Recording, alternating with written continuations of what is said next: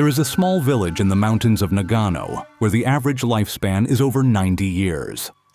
The people there have almost no diabetes, almost no obesity, almost no metabolic disease at all.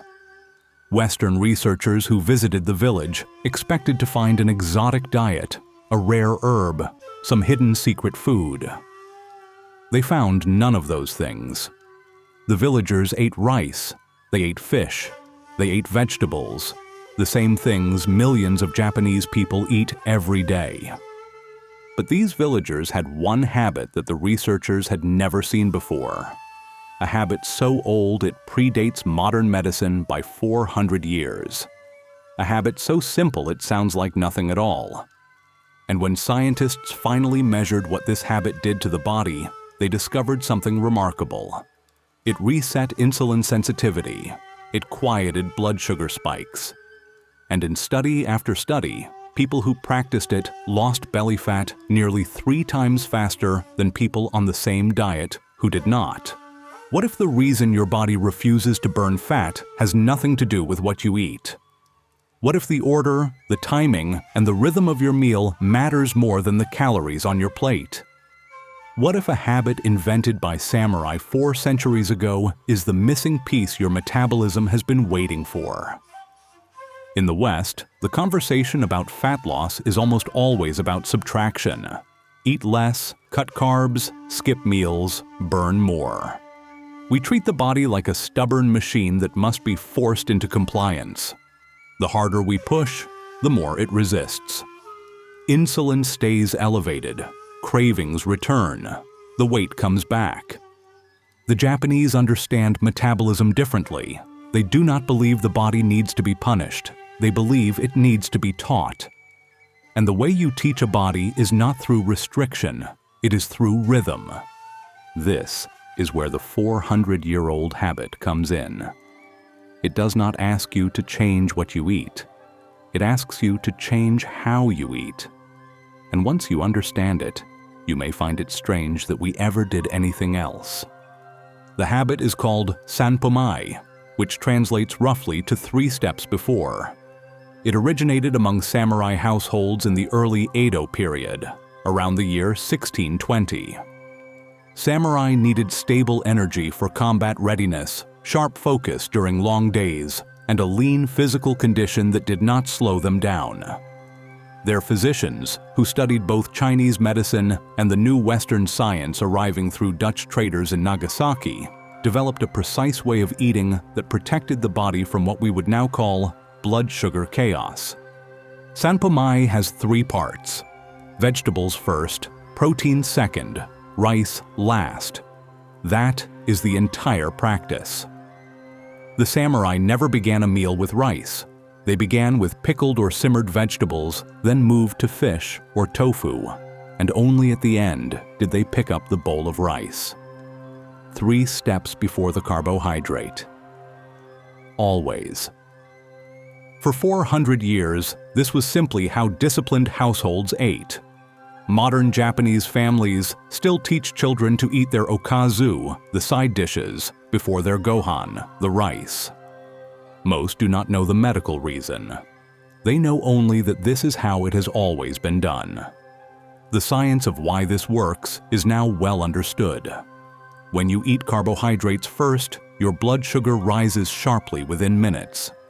Your pancreas responds with a flood of insulin. Insulin is the hormone that escorts sugar out of your blood, but it has a second job that almost nobody talks about. While insulin is high, your body cannot burn fat. It is biologically locked into storage mode. If your insulin is elevated for hours every day, 3 meals a day, year after year, your body simply forgets how to access its own fat reserves. But when you eat vegetables first, the fiber forms a soft mesh in your stomach.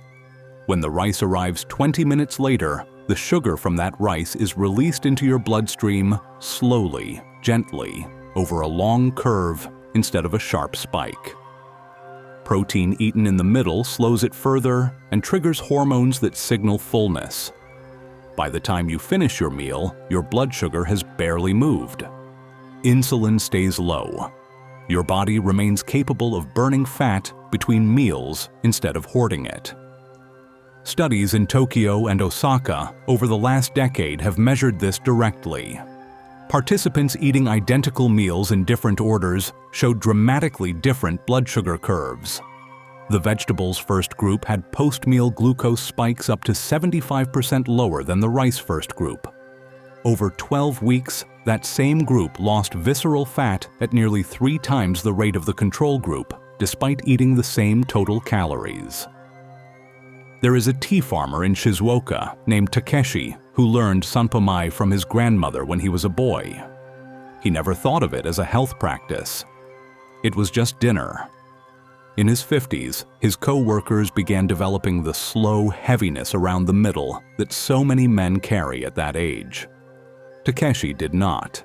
His doctor, puzzled by his unusually clean blood work, asked what he was doing differently. Takeshi did not know how to answer. He ate normally. He drank tea. He ate his vegetables before his rice, the way his grandmother had taught him.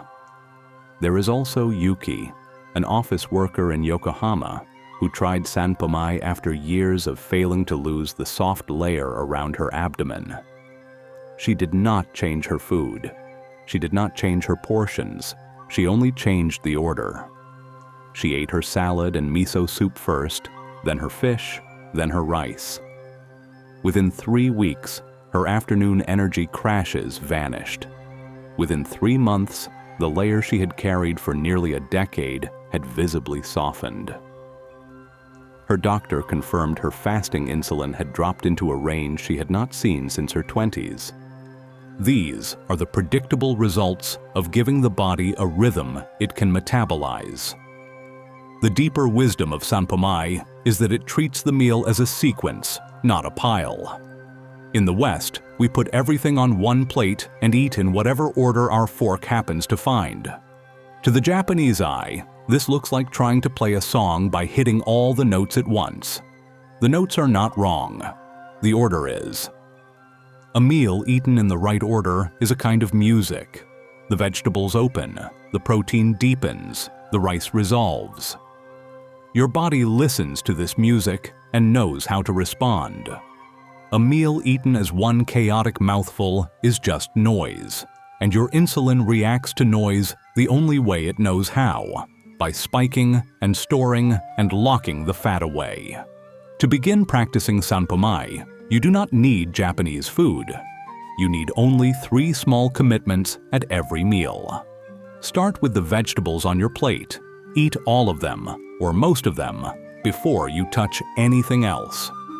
Move next to the protein, the fish or chicken or eggs or tofu, and finally, eat the bread, the pasta, the rice, the potato.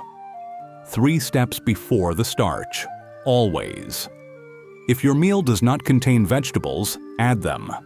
A small salad before dinner is enough. A bowl of broth-based soup works equally well. Put fiber and water into your stomach first, so that everything else arrives on a foundation. It also helps to eat slowly. The samurai did not rush their meals. They knew the stomach takes about 20 minutes to communicate fullness to the brain. A meal eaten in 8 minutes overshoots the signal. A meal eaten in 25 minutes lands precisely where it should. Slowness is not a luxury. It is the second half of the practice. Notice that none of this is restriction. You are not removing food. You are not counting anything. You are not fighting your hunger. You are simply giving your body the order it has been quietly asking for since the day you were born. The villagers in Nagano, the samurai of the Edo period, the tea farmer in Shizuoka, the office worker in Yokohama. They are not connected by genetics or geography. They are connected by a single quiet habit that was developed 400 years ago to keep warriors lean and alert. And that turns out to be exactly what the modern body, drowning in insulin, has been waiting for. Your metabolism is not broken. It has only been listening to noise. Give it the music it was built for. Vegetables first, protein second, rice last. That is the entire teaching. 400 years old. 3 steps before. The body remembers the rest.